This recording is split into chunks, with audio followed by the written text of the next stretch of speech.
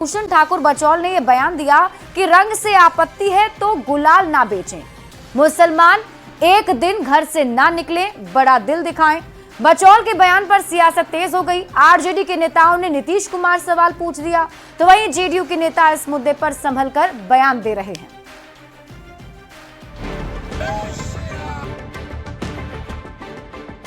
रंग लगाने में इस्लाम प्रभावित हो जाता है, लेकिन बेचने में प्रभावित नहीं होता है। यह उनकी दोहरी नीति है।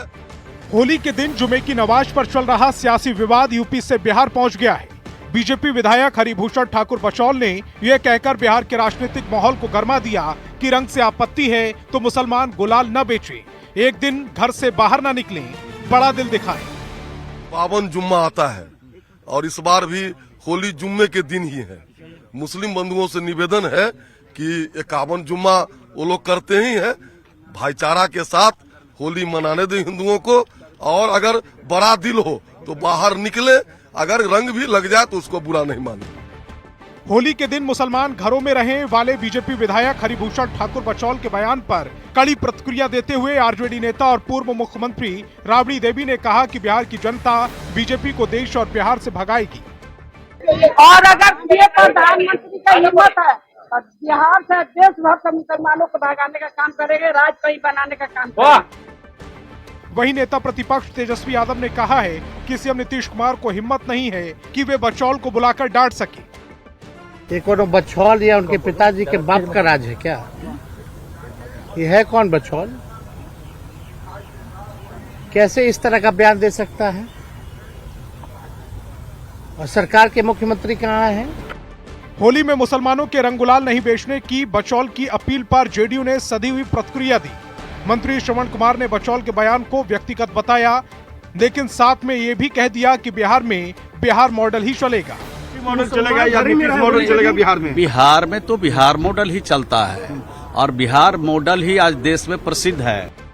यूपी के संभल से इस विवाद की शुरुआत हुई। मुसलमानों को अधिकारी की नसीहत से शुरू हुए इस विवाद में पहले यूपी की सियासत को गरमाया और अब बिहार की राजनीति को गरमाना शुरू कर दिया है। न्यूज़ 18 के लिए पटना से अमित कुमार और संजय कुमार के साथ ब्यूरो रिपोर्ट। और आइए अब त्योहार के मौसम में हिंदू मुसलमान वाली इस सियासत को समझते हैं, और इसको समझने के पहले जानना जरूरी है कि इस विवाद की शुरुआत कहां से हुई।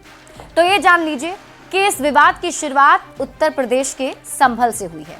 दरअसल इस बार होली 14 मार्च को है, यानी कि 14 मार्च को शुक्रवार आने वाला है, यानी कि शुक्रवार के दिन होली होगी। अब शुक्रवार यानी होली के दिन हिंदू होली खेलेंगे, जबकि शुक्रवार यानी जुम्मे को मुसलमान नमाज पढ़ते हैं। और ये भी जग जाहिर है कि ज्यादातर मुसलमान रंग नहीं खेलते हैं।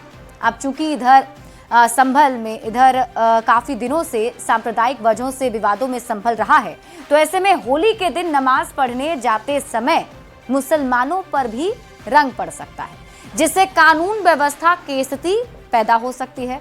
इसी बात को ध्यान में रखते हुए संभल के सीईओ अनुज चौधरी ने मुसलमानों को सलाह दी कि अगर रंग से परहेज है तो नमाज थोड़ा देर से पढ़ने जाए या फिर घर पर रहकर ही नमाज पढ़ लीजिए। संभल के सीईओ अनुज चौधरी ने कहा, जुम्मा साल में 52 बार आता है, लेकिन हिंदुओं की होली साल में एक बार आती है। तो ऐसे में आपसी सौहार्द बनाए रखने के लिए मुसलमान या तो देर से नमाज पढ़ने जाएं या फिर अपने घर पर ही नमाज पढ़ सकते हैं। संभल सीओ के इस बयान के बाद यूपी में सियासत गर्मा गई। विपक्ष के नेताओं ने अधिकारी के साथ साथ सरकार को भी निशाने पर ले लिया, और अभी यूपी में विवाद चल ही रहा था कि बिहार में बीजेपी के विधायक हरिभूषण ठाकुर बचौल इस विवाद में कूद पड़े। हरिभूषण ठाकुर बचौल ने कह दिया कि मुसलमानों को रंग से परहेज है तो फिर गुलाल क्यों बेचते हैं। बचौल ने संभल के सीईओ की तरह ही कहा कि जुम्मा साल में 52 बार आता है, होली साल में एक बार आती है, मुसलमान बड़ा दिल दिखाएं और रंग से परहेज है तो अपने घर से बाहर ना निकलें। अब बचौल के इस बयान पर बिहार में सियासत शुरू हो गई। तेजस्वी यादव ने सीधे सीधे हरिभूषण ठाकुर बचौल के बयान पर कड़ी प्रतिक्रिया दी और कहा कि बचौल कौन होते हैं ऐसा बयान देने वाले। वैसे बीजेपी के नेता बार बार आरजेडी पर मुस्लिम तुष्टीकरण का आरोप लगाते हैं, और तेजस्वी यादव के बयान पर बीजेपी नेताओं ने एक बार फिर से कहा कि तेजस्वी यादव को अपने वोट बैंक की चिंता है। मतलब ये कि संभल में कानून व्यवस्था पर शुरू हुई बात अब पूरी तरह से राजनीतिक रंग ले चुकी है। कोई एक पक्ष नहीं बल्कि दोनों ही पक्ष, सत्ता पक्ष और विपक्ष, इस पूरे मामले में अपना अपना फायदा खोज रहा है और राजनीतिक माहौल बिहार में गर्म हो गया है। यही वजह है